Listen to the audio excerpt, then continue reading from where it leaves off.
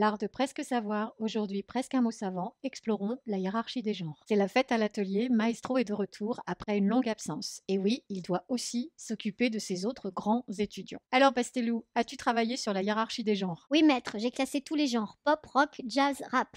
Pas ce genre-là, Pastelou. Mais c'est quoi un genre en peinture?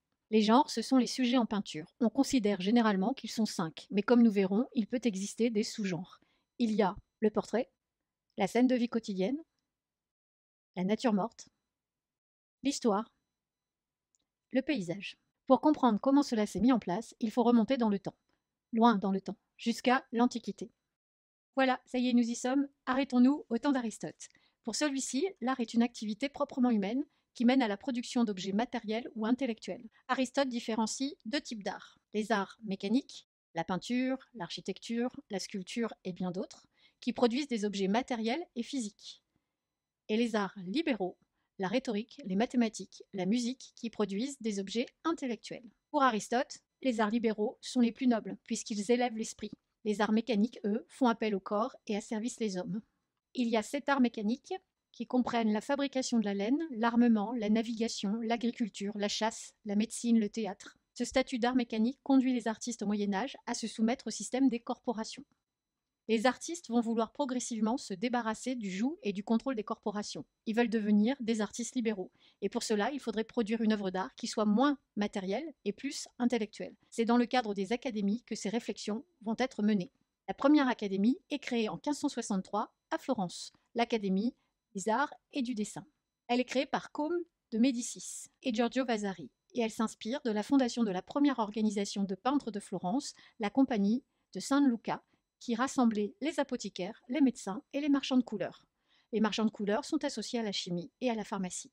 Cette compagnie de Saint-Luc existait depuis 1339.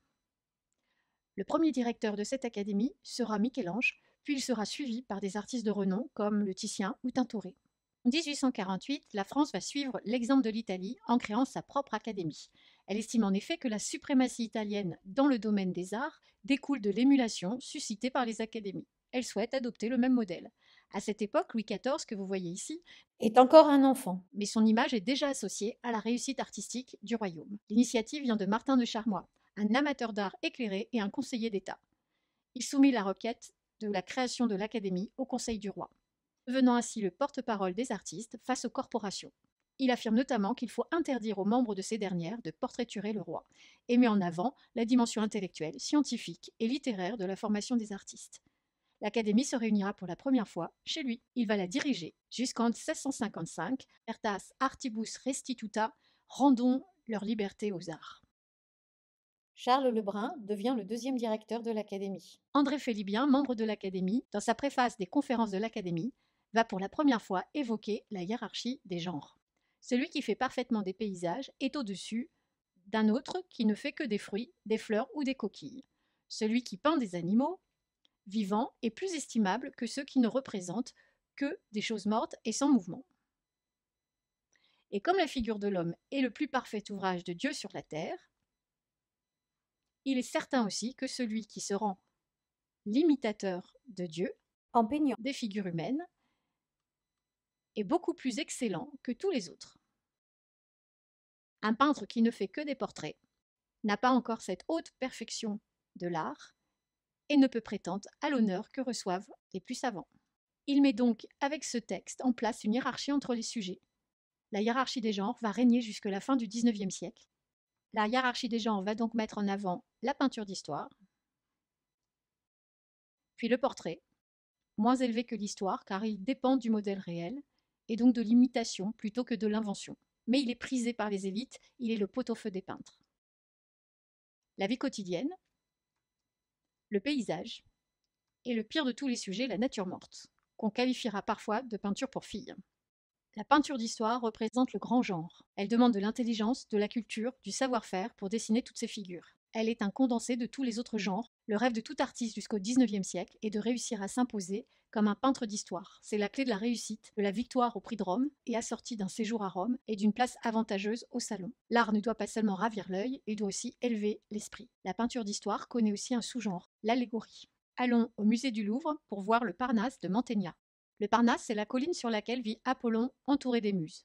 Ce tableau de figures est donc un tableau mythologique, mais il pose question, puisque sur le Parnasse, pas d'Apollon, mais un couple, Mars et Vénus. Le Parnasse est en fait une allégorie qui cache un message certainement plus complexe. Le tableau fut réalisé pour le Studio Lo, un équipement à la mode dans les palais italiens de l'époque d'Isabelle d'Este.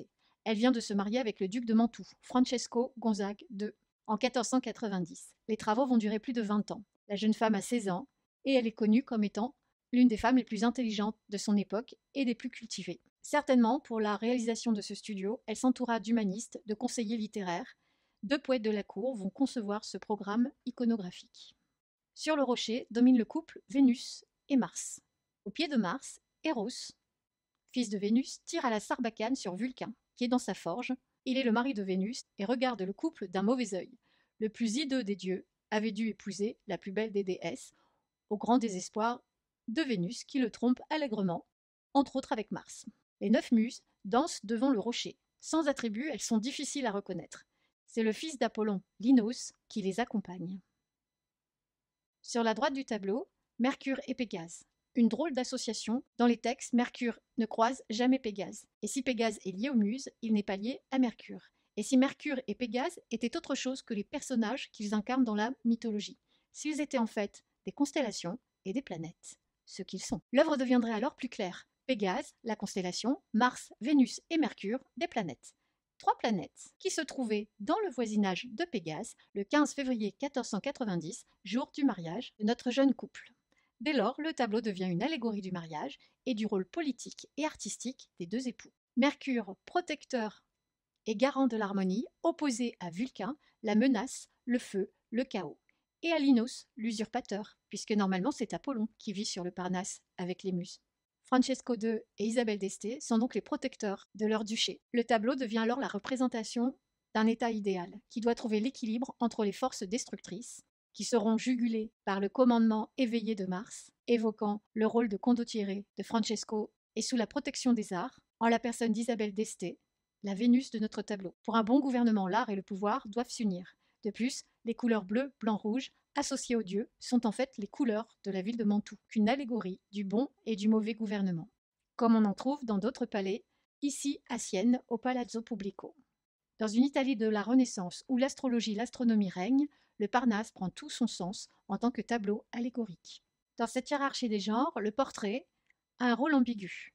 Il représente souvent des gens de pouvoir, des figures, il fait donc appel au talent des peintres d'histoire, et peut être parfois auréolé de prestige lorsqu'il s'agit de représenter le roi Jean II le Bon ou le roi Louis XIV. Mais il peinera, en France tout du moins, à sortir de ce rôle ambigu. Et encore au XIXe siècle, le portrait est un genre qui ne s'est pas imposé, contrairement à d'autres pays comme l'Angleterre. Il est surtout le pot-au-feu du peintre, qui pourra, grâce à ses commandes, vivre de sa peinture. Le paysage est un art de l'imitation.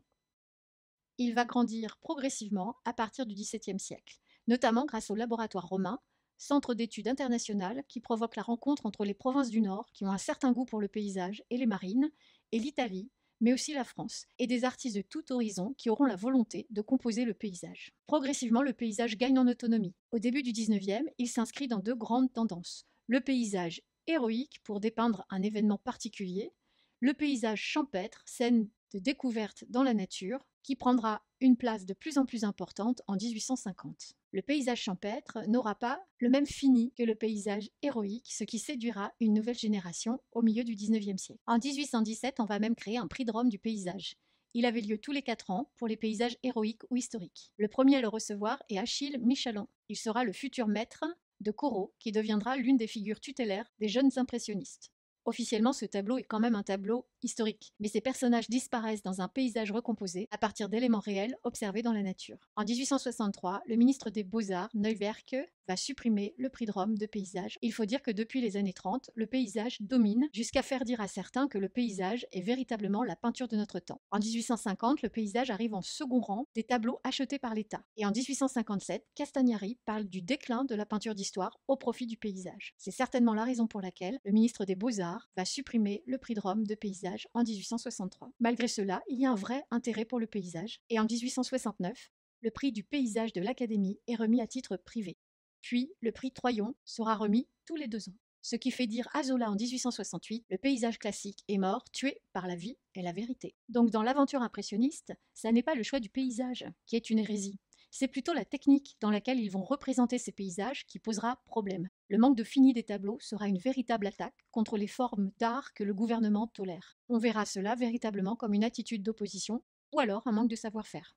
Dans la hiérarchie des genres, le pire des sujets, c'est la nature morte. Un art d'imitation, peinture qu'on va laisser aux filles le samedi après-midi dans le salon de papa et maman, parce qu'une fille n'est pas assez intelligente pour faire de la grande peinture d'histoire ou travailler de l'anatomie, mais en même temps, elle se doit d'avoir une culture artistique. On lui laisse donc un truc facile à faire, la nature morte. Il y a plusieurs sous-genres dans la nature morte, dont fait partie ici le trompe-l'œil. Idée de rivaliser avec les autres genres en essayant de tromper l'œil du spectateur. Peinture qui requiert une technique implacable. Ce tableau serait le premier trompe-l'œil de la peinture occidentale surchevalée depuis l'Antiquité, où le genre avait déjà cours. Très certainement, ce panneau devait figurer sur la porte d'une armoire. Il devient la fausse porte d'une vraie porte. L'œuvre s'inscrit dans la continuité de la Renaissance, où on a créé ces panneaux de marqueterie de bois en trompe-l'œil pour le studio du duc de Montefeltro, un chef-d'œuvre de la ville d'Urbino. La Renaissance offre de nouvelles perspectives pour le trompe-l'œil, puisqu'elle va inventer la mise en perspective scientifique. C'est aussi une période ambivalente pour l'artiste de trompe-l'œil, puisque la Renaissance correspond à l'affirmation du statut d'artiste et à la revendication des artistes, alors que l'exercice du trompe-l'œil nécessite un effacement de l'artiste et de la manière. On ne peut pas signer un trompe-l'œil, sauf à faire disparaître l'illusion du trompe-l'œil. Un des battants a été laissé entrouvert et les clés sont accrochées sur l'autre battant. Mais à qui appartient cette armoire? Une petite gourde à l'étiquette, für zwei Wö, désolé pour mon allemand, pour le mal dedans, en ancien allemand. Un pot à onguent, dont l'inscription reste encore mystérieuse. Sur le flacon, le reflet de l'habitat bourgeois, influence flamande de la peinture. Sur le pot à pharmacie, on peut lire Hals, la gorge, alors que sur le fermoir du livre, il y a une inscription religieuse évoquant Marie et Jésus. Cet agencement matérialiste n'est pas que matérialiste, une touche de sacré montre que la spiritualité n'a pas abandonné le monde quotidien dans le nord de l'Europe. On peut imaginer que cette armoire appartenait à un pharmacien ou à un médecin de l'époque. Le trompe-l'œil est l'art de l'illusion, comme ici, on fait croire que le verre est brisé sur le tableau, alors que tout est peint et la feuille pliée sort de l'espace du tableau, pour créer encore plus d'illusion. Un autre sous-genre de la nature morte est la vanité. Le peintre a choisi avec beaucoup de soin tous les objets représentés, fruits importés, fleurs rares, précieux coquillages, ou encore porcelaine chinoise. Ils correspondent au goût de l'époque, pour les curiosités naturelles et les objets exotiques. En fait, on pourrait avoir ici une collection d'œuvres de cabinets de curiosités. Et ces objets ont aussi été représentés pour leur valeur symbolique, qui va donner au tableau une vocation plus spirituelle que décorative.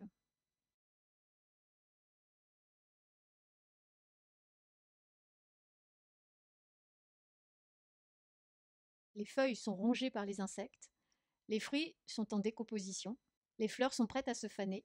Tout cela évoque la brièveté de l'existence. Le lézard guette la libellule, annonçant une mort prochaine. Les coquillages sont vides et inertes, idée de mort. La diagonale du coquillage instaure une impression de profondeur. C'est une symbolique chrétienne qui accompagne fruits et insectes. Le raisin évoque le sacrifice du Christ, la pomme suggère le péché originel, les cerises, elles, symbolisent le paradis, tandis que le scarabée fait allusion à la résurrection, la libellule comme le papillon représentant l'âme. Cette nature morte devient donc vanité. Si la hiérarchie des genres s'est longtemps imposée, il n'empêche qu'elle est souvent détournée par les artistes. La première catégorie, c'est celle que j'appelle la catégorie des escrocs. Parmi eux, on peut compter Jérôme. Jérôme, assurément, avec ce tableau, veut représenter une scène de vie quotidienne, un combat de coq. Mais il préfère le plonger dans une antiquité pour décaler son sujet sur le registre de la peinture d'histoire. Une antiquité symbolique, mise en scène, représentée par une mer bleue, une statue, peut-être égyptienne, une amphore sur le mur, sans doute une façon de passer le jury du salon sans être exclu.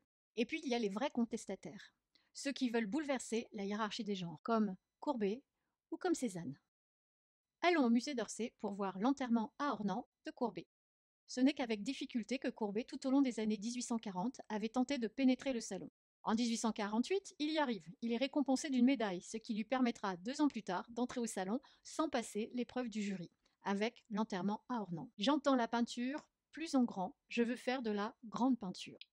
Pour tout comprendre du salon, de son organisation, de son impact sur les arts du 19e siècle et de son mode de fonctionnement, cliquez ici pour une vidéo sur le salon. L'enterrement à Ornans fera un scandale épouvantable au salon de 1850. Mais pourquoi un tel scandale? Parce que finalement, Courbet, avec ce tableau, va essayer de bouleverser la hiérarchie des genres. Avec ce tableau, il nous dit que cette histoire de grands sujets et de petits sujets, c'est complètement stupide. Moi, dit-il, je vais prendre un petit sujet que je vais transformer en grand tableau d'histoire. Et il choisit donc un petit sujet qui n'est pas n'importe quel sujet, un enterrement.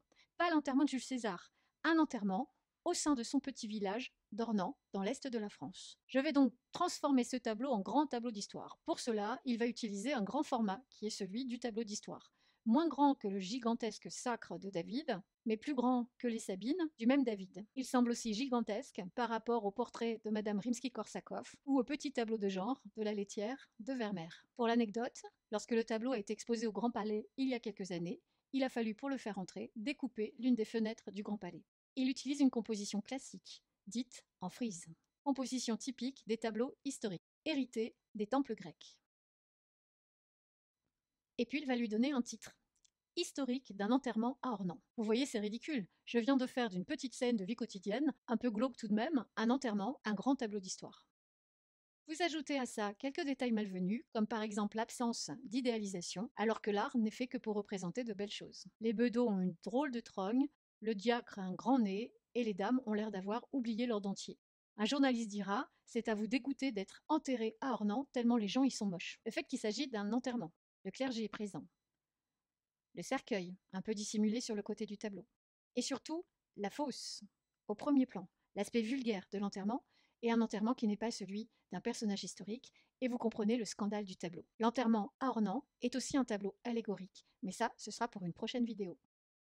Cézanne aussi est un autre révolutionnaire de la hiérarchie des genres, notamment lorsqu'il peint le portrait de son ami Achille Empereur. Achille Empereur est assis sur un fauteuil gigantesque qui ressemble à un trône. Il est bien évidemment dans la critique du portrait historique des gens de pouvoir. Il joue sur le nom de l'artiste Empereur pour faire un calembour avec un empereur. D'ailleurs, c'est bien la même composition que le portrait de Napoléon Ier qui va servir à la mise en scène d'Achille sur son trône. Mais comme le roi de France, il porte un manteau bleu, qui est en fait une robe de chambre. Les traits non idéalisés de l'homme, le côté difforme de ce petit corps à grosse tête, l'aspect macabre de ses mains, tout ça annonce là aussi une dimension allégorique. Achille Empereur, peintre comme il est écrit en haut du tableau, va disparaître. Non pas de ce monde, mais du monde de la peinture.